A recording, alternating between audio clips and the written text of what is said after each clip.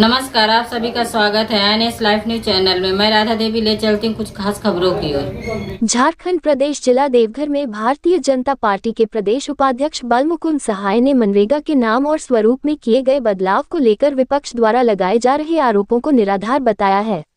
देवघर में आयोजित संवाददाता सम्मेलन को संबोधित करते हुए उन्होंने कहा कि यदि मनरेगा अपने मूल उद्देश्य में सफल हो तो आज गांवों की स्थिति बदली हुई होती। उन्होंने कहा कि आज भी ग्रामीण क्षेत्र विकास से वंचित है, जिसका मुख्य कारण वर्षों से चला आ रहा भ्रष्टाचार और योजनाओं की प्रभावी निगरानी का अभाव रहा है। पूर्व में मनरेगा में न तो मजबूत ऑडिट व्यवस्था थी और न ही पारदर्शिता के ठोस उपाय, जिससे योजनाओं का लाभ वास्तविक जरूरतमंदों तक नहीं पहुंच सका। बलमुकुंद सहाय ने कहा कि इन्हीं खामियों को दूर करने के लिए मनरेगा में आवश्यक बदलाव किए गए हैं। भाजपा का उद्देश्य ग्रामीण क्षेत्रों का वास्तविक और सर्वांगीण विकास करना है, न कि योजनाओं पर राजनीति करना। बलमुकुंद सहाय, भाजपा प्रदेश उपाध्यक्ष। रिपोर्टिंग स्टेट ब्यूरो प्रमुख पिंकू शर्मा। VP जी राम जी, जैसा कि आप सभी जानते हैं कि राष्ट्रीय स्तर पर रोजगार सृजन और ग्रामीण विकास को लेकर पहले भी कई योजनाएं चली थी। अभी जो विकसित भारत गारंटी फॉर रोजगार मिशन जो एक्ट बना है, तो केवल यह मनरेगा का रूपांतर स्वरूप है। पहले भी आपने देखा होगा कि राष्ट्रीय स्तर पे यदि एकदम आप अंग्रेज के समय में जाएंगे तो उस समय से इसकी शुरुआत हुई। जब अकाल का समय रहता था तो उस समय तो हम गुलाम थे, तो गांव के लोगों से कड़ा परिश्रम करने के बाद उनको थोड़ा सा अन्न दिया जाता था, और वो भी उनके मर्जी पर निर्भर करता था कि इनको हम मदद करें या ना करें। लेकिन बाद में 1980 में एक्ट बना, यह कानून बना कि हमें राष्ट्रीय स्तर पे ग्राम में ऐसे लोगों का, समाज में कई वर्ग हैं, कोई नौकरी करता है, कोई व्यवसाय करता है, कोई खेती करता है, लेकिन एक ऐसा भी वर्ग है जिनके पास कुछ भी नहीं है, वो डेली कमाते हैं, डेली खाते हैं। तो यदि उनको रोज़गार नहीं मिले तो उनका जीवन चलेगा कैसे? तो इसलिए एक्ट बना कि नहीं, रोजगार गारंटी एक्ट होना चाहिए और इनकी जीवन की सुरक्षा को ध्यान में रख के हमको इस योजना को दृढ़ता के साथ लागू करना चाहिए। योजनाएं चलिए, आपने सुना होगा NREP का, जवाहर रोजगार योजना, पहले नरेगा, बाद में मनरेगा, और अभी आया VV जी राम जी। तो ये जो योजना आया, इसका उद्देश्य क्या है, इसकी आवश्यकता क्यों पड़ी?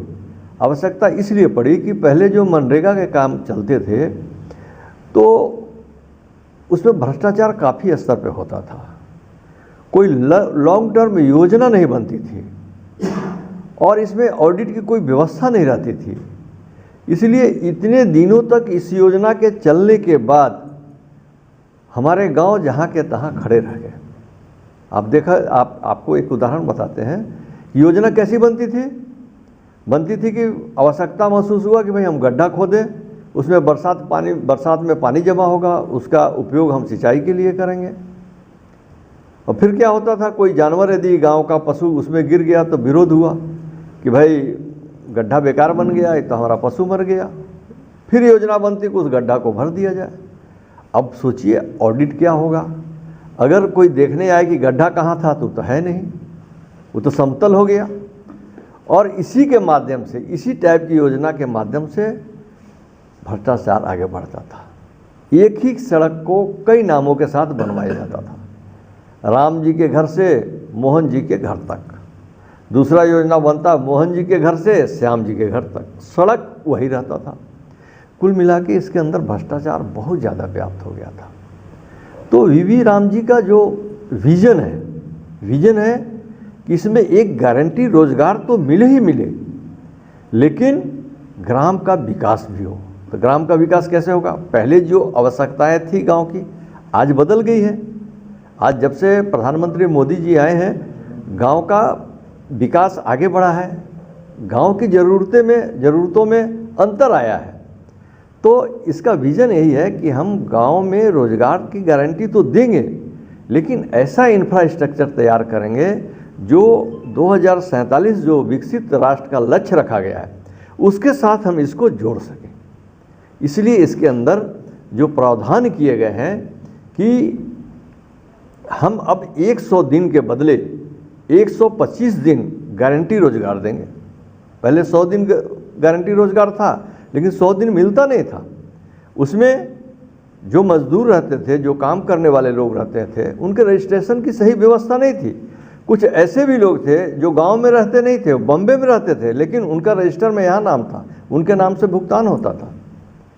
तो इस सब को ठीक करते हुए 125 दिन हम गारंटी के साथ रोजगार देंगे और उसके माध्यम से ऐसे उत्पादन तैयार होंगे गांव में, ऐसा इंफ्रास्ट्रक्चर तैयार होगा गांव में जो बरसों बरसों तक दिखलाई देगा और आपको लगेगा कि गांव का यह विकास हुआ है। इसके लिए सरकार ने 1,51,000 करोड़ का प्रावधान रखा है। अब हमारे विपक्ष में लोग कहते हैं कि आपने नाम बदल दिया, आपने महात्मा गांधी जी का नाम बदल दिया। देखिए, नाम तो पहले भी बदला, जैसे मैंने पहले बताया आपको।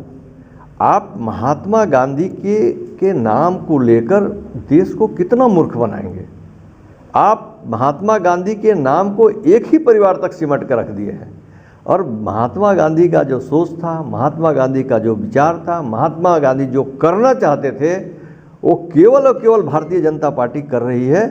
आज इसीलिए गांव का विकास दिखलाई दे रहा है। महात्मा गांधी जी क्या चाहते थे? गांव का विकास हो। महात्मा गांधी जी क्या कहते थे? हर किसी को रोजगार मिले। महात्मा गांधी जी क्या कहते थे कि गांव में राम राज्य स्थापित हो। उस दिशा में भारतीय जनता पार्टी आगे कदम बढ़ाई है और वास्तव में गांधी जी के सपनों का भारत बनाने का काम भारतीय जनता पार्टी कर रही है। और जो दुष्प्रचार लोग कर रहे हैं उससे हमें बचने की ज़रूरत है। आज आपके माध्यम से भी मैं कहना चाहता हूं कि आपके माध्यम से भी लोगों को जानकारी मिले कि इस योजना के आने से जहां गांव के लोगों को रोजगार मिलेगा वहां गांव का विकास भी आगे बढ़ेगा। तो कुल मिला के इस योजना का प्रारूप यही है कि हम चाहते हैं कि गांव का डेवलपमेंट हो। अब डेवलपमेंट कैसा होगा? मान लीजिए गांव में हॉस्पिटल की ज़रूरत है, आप हॉस्पिटल का निर्माण करें, सिंचाई की व्यवस्था का निर्माण करें, वहाँ स्कूल का निर्माण करें, वहाँ कोई आपातकाल की स्थिति पैदा होती है उससे बचाव का उपाय करें, तो वो आपको दिखलाई देगा। आज इतने दिनों से ये रोजगार गारंटी कार्यक्रम चल रहा है, नरेगा के माध्यम से, JRY के माध्यम से, मनरेगा के माध्यम से। आज भी गांव में जाएंगे तो देखेंगे कि जहां का तहां पड़ा हुआ है गांव।